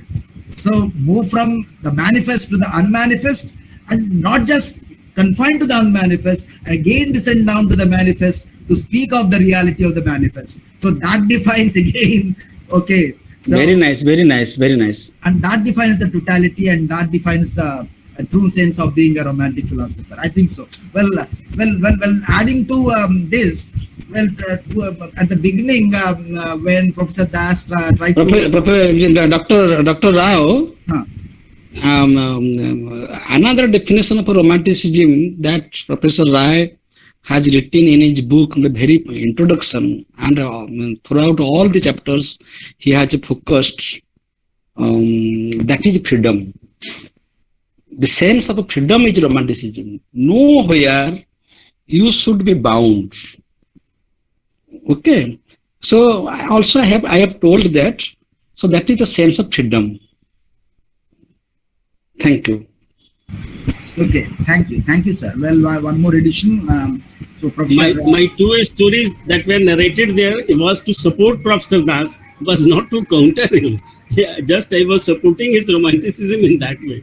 So whatever he has said is 100% correct. I do agree with him. Thank you once again, sir. no, sir, there is no contradiction. Well, No contradiction. no contradiction. If there is any contradiction, then it is not truth. Satyam avadhitam. Advaita is such a principle, we cannot contradict it. We cannot contradict. Thank you, sir. I really enjoyed your observation. I love you. So, Sir, thank you very much. well, thank you. If anybody wants to say something, please unmute and you can ask any sort of question that you have in your mind, or you can give some suggestions. Well, something I can see in the chat box. Well, okay. Well, I could see 2 or 3 questions in the chat box. Well, it is by Shravani Mishra Madam. Well, she says, is romanticism actually a quest for truth, or is it a search for truth? Should we take romanticism in that light?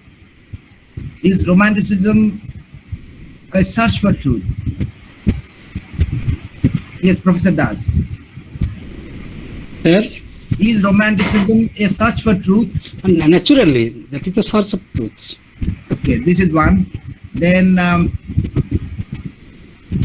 That is the source of your own identity. We are living our whole life without our identity. okay. So again, like Sankara, you see even Shravani Mishra says, Madam says, she says, you see even Buddha left the palace, okay, for higher knowledge, okay, for wisdom. So again, was he a romantic person? Definitely. In another occasion, I had faced one question that Buddha was an anti-feminist because in the very young age he neglected his wife and he left palace. I had defended myself saying that if your subjective mind is everything, if a husband of a common man who is playing the role of a husband, a worldly person, he changed his mind. He become a extrovert. He became a saint by his thought. Then even if he will stay with his wife, that is of no use. Okay, everything is mindset. That's number one. Number two, we have different ashramas. Grahastha ashrama has also its a time span. You have to live that. You have to live LIV, and also you have to live LAV. You have to live Grahastha ashram, and you have to also live out. Because every ashram has a lifespan. So marriage is necessary to only to give birth to a child. If a son is taken birth in your family, so your generation is protected. Now, sooner or later, you should have a vairagya from that ashram, grahastha ashram, and you should go in vanaprastha and then sannyasa. So this is the order of life. It is not necessary that I shall live 80 years in a grahastha ashram. So Buddha was intelligent. Many Sankaracharya also lived very very only in 13 years he has completed everything. He became, therefore I told Jnana Buddha. So how long you will stay with your family? How long you will live in your ashrama, grahastha ashrama? That is your mindset. That is your mindset. Okay, so that is so when we are searching for truth, we have to sacrifice. We have to. We should have a sense of vairagya, because the worldly allurements, infatuation, that can't make us, can't help us attaining that stage. So anybody who has that ability is a romantic person. And Gautam Buddha returned the samsara after getting enlightenment. That is a great thing. Therefore, I have told many times, all great seers, they have returned to the world for the benefit of the common people. They have established different matha, ashramas, institutions, and they preached the truth to the disciples, the common people. Sarva Mukti. Mahatma Gandhi said Sarva Mukti. Everybody should be liberated. Thank you.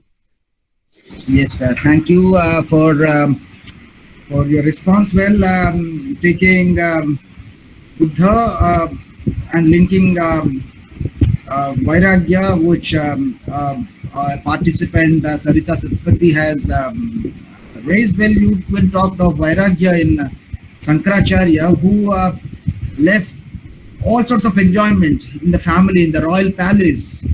So beautiful setting in the royal house. He left everything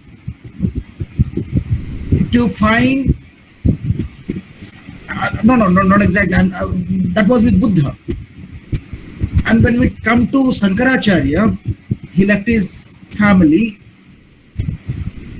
his own selfish interests, okay, to experience the joy of oneness with the cosmos. So there again we find is an element of romanticism. Okay, so thank you, sir. But one thing, while answering the last question, you have touched the ashramas. Four ashramas: Brahmacharya, Grihastha, Vanaprastha, and Sannyasa. And during the course of your lecture, you made a distinction between Indian romanticism and Western romanticism, and you said Indian romanticism has a mystic flavor. Well, how do you relate? You see, when we talk of Grihastha, okay, we are, you see, and if you try to connect everything with the theory of expansion of self that we have in Indian ethics, the theory of expansion of self. A man is at the stage of Brahmacharya, he's confined to himself, and his self expands in the stage of Grihastha for his family. And at the stage of Vanaprastha, his self expands for the society in which he lives. And the stage of Sannyasa, his self expands for the entire cosmos, for everything. So that is the theory of expansion of self that we have in Indian in Indian culture, in the Indian tradition. So, if we talk of Western romanticism, they are confined to. Would you like to say? Would you say that Western romanticism, when they talk of, they confine themselves to this Grihastha ashrama, and they fail to elevate to Vanaprastha and Sannyasa. But in Indian trend, you see, we sacrifice the Grihastha for Vanaprastha and Sannyasa in the traditional structure. So in the Western romanticism, would you see the restriction of the expansion of self to the Grihastha ashram just and not evolving high? Would you like to see there? How do you respond to this? Well, yes, because that depends upon culture. That depends upon our lifestyle. It is very natural that Western people, they are groomed by their culture. Okay, they can't understand vairagya. They can't understand spiritual mysticism. They are satisfied with the scientific way of knowing and mathematical way of knowing or logical way of knowing. Therefore, philosophy is defined as the critical analysis. So here we are discussing another aspect of a philosophy, that is anubhava jnana. Okay, so we belong to our culture. So I am talking about two possibilities. One can leave his family in the pursuit of wisdom, in the pursuit of truth, and one can leave his family with frustration. So both left their families, but one left for the pursuit of perfection, wisdom, and another left out of the frustration. Okay, out of frustration means in Western country there is contract marriage. So now I shall live alone. We shall be separated. Now we are living nuclear family. That style is also now we are more westernized. Okay, so the attitude. What is your attitude? Living a nuclear life, divorcing the wife after even the very contact marriage also, it is a very selfish attitude. That is not romanticism. That is sensuous enjoyment. They understand romanticism by sensuous enjoyment. That means utilitarianism. How much I can enjoy my life. The more I enjoy, the more I am romantic. Okay, but this is not, here we love wisdom. So here in Indian context, romanticism means love for wisdom, love for sacrifice, love for values. Therefore, we synthesize existence with value. Our existence should be value-centric.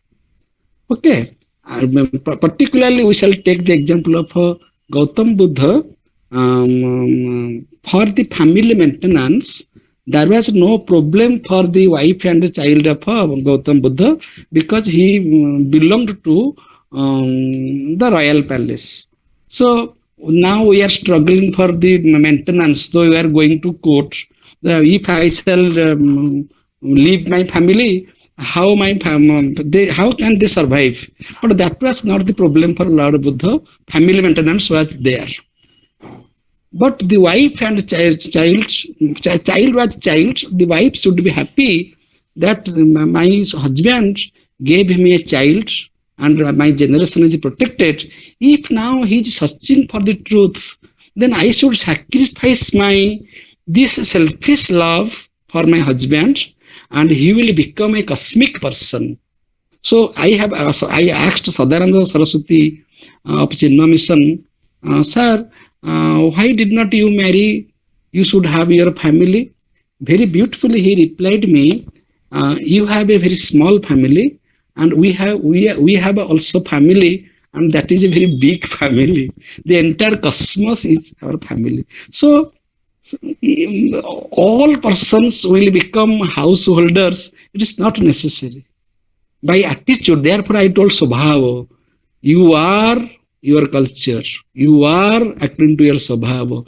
If somebody's Swabhava is saintly, he cannot satisfy his wife worldly because the attitude is different. Even if Buddha will stay at home, there will be no conjugal relation between husband and wife because his attitude is has become different. Okay. Suppose a person will become mad, abnormal, even he is unfit for any family life.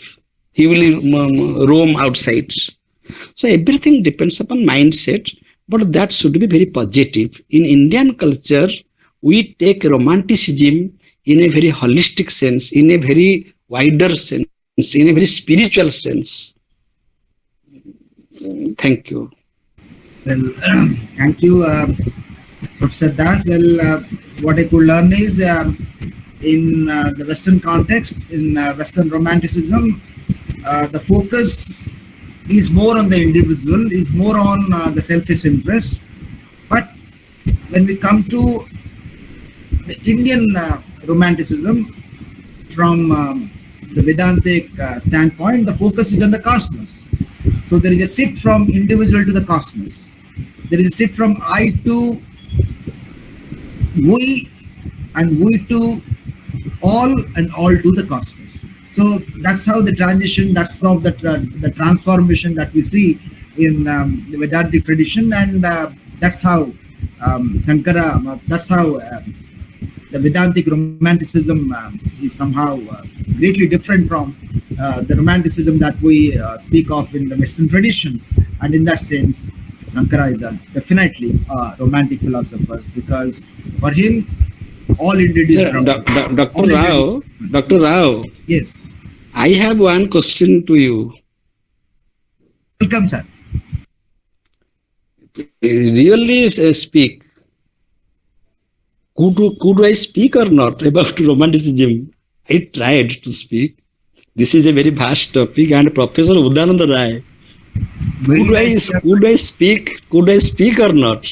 Very nicely you have tried to discuss Professor Rai, and we could also learn without going through what Professor Rai has written in Sankara as a romantic philosopher.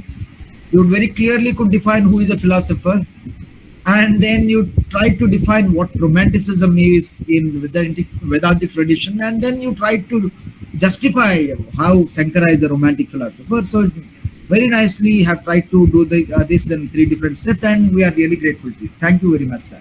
Well, I don't see any questions in the chat box. If anybody is interested to interact with Professor Das, they are welcome. Otherwise, thank you, Professor Das. Well, let us move to, I don't see any questions in the chat box. Well, let us move to Dr. Kailas Mahana sir for proposing a formal vote of thanks. Over to Professor. Okay, thanks so much, Dr. Rao. So today we have a very insightful session with Professor Pramod Kumar. And today, the way Professor Pramod Kumar makes a conceptual clarification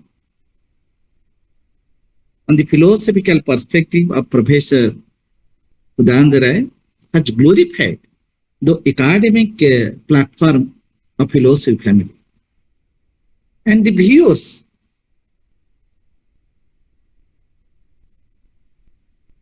observation is also very praiseworthy. And the views of the entire scenario is also very encouraging. And we have got the opportunity to listen the philosophical reflection of Professor Udananda Rai from Professor Pramod Kumar. And I don't know how to propose a vote of thanks to our friend Pramod Kumar for his very beautiful talk and for having excellent response to the questions, observations, and queries made by our learned viewers. So we are really indebted to Professor Pramod Kumar for his beautiful philosophical reflection on the philosophy of Professor Udananda Rai.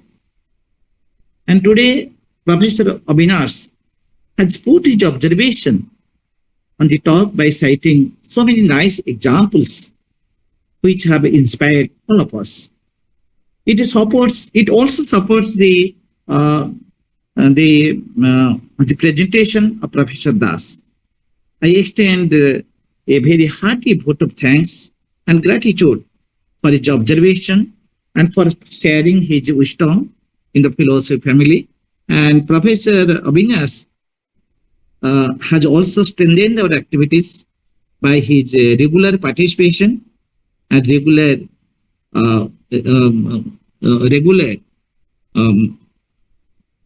observation in all the sessions, and it has also strengthened our academic journey. I propose my vote of thanks to Madam Saboni Misra and others, those who have raised questions and those who have put their observation and views in the chat box, and those who have strengthened the academic session of today's webinar. I extend my gratitude to my friend Dr. Rao for his comprehensive analysis of many concepts relating to the philosophical reflection of Professor Hudand Rai, which have been beautifully analyzed by Dr. Professor Pramod Kumar throughout his talk, and the way Professor Rao has given his own observation and difference between the Western sense of romanticism and Indian sense of romanticism, and particularly Vedantic sense of romanticism, is also praiseworthy. So while making moderation, he has his own observation, he has his own sense of views for the academic reflection of philosophy family. Dr. Maharana, sir. Yes. We are very happy and fortunate that the family members of Professor Udananda Rai, we are watching his son from abroad, and his daughter, and madam also, they were watching. So we extend our hearty gratitude to the son, to the family members of Professor Hudand Rai. So that is for watching this webinar, for watching this event, and we don't think how to propose them a hearty vote of thanks, and how to encourage their participation. I don't find in words. Simply we bow down our head before Professor Hudand Rai for his inspiration, for his commitment, and for his dedication for the cause of philosophy, for the cause of literature, and for its cause of humanity, spirituality, everything that is in our state and abroad. We are indebted to his family members in his absence. So today, on behalf of philosophy family, once again, I offer my gratitude to all the teachers, scholars, and professors connected with us in this Sunday webinar, in the special session of this philosophical reflection of Professor Hudand Rai. And with this, because they have all made this evening meaningful and significant. And once again, we offer our gratitude to the family members of Professor Hudand Rai for making this event beautiful and meaningful. Thank you so much. Now over to Madam Sanulate. Also, Okay. on behalf of philosophy family, I also thank you for thanking all of us, and also for giving a synopsis of the entire talk of Professor Das. Thank you so much, sir. Thank you so much. Over to Professor Das for ending this lecture, for ending this session. Thank you. Now we shall declare this meeting closed. Today we received the blessings of Professor Rai and through his family members. That was wonderful. Thank you. Yes, sir, definitely. Yes. Meeting is closed.